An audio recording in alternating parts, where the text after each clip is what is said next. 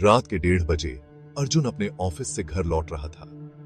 सड़क सुनसान थी, चारों तरफ घना अंधेरा छाया हुआ था।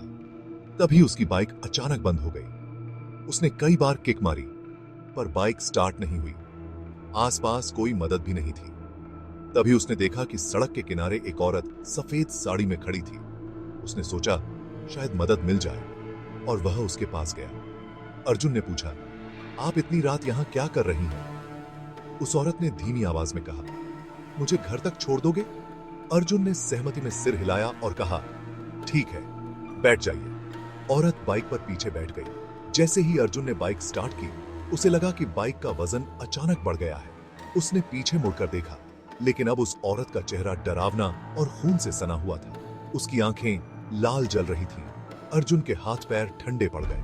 वह जोर से चिल्लाया और बाइक से कूदकर भागने लगा। लेकिन जैसे ही उसने दौड़ना शुरू किया, उसकी आवाज आई, तुम बच नहीं सकते।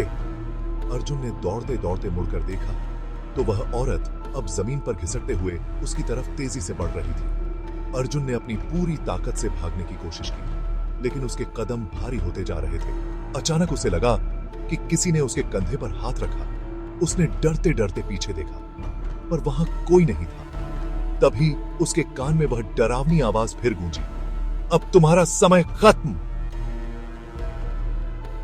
अर्जुन का शरीर वहीं ठंडा पड़ गया। अगली सुबह उसकी बाइक सड़क किनारे पड़ी मिली, लेकिन अर्जुन का कोई नामो निशान नहीं था। बस उस सड़क पर लोग अब भी कहते हैं कि रात के 1:30 बजे एक औरत सफेद साड़ी में किसी सवारी की तलाश में खड़ी रहती है।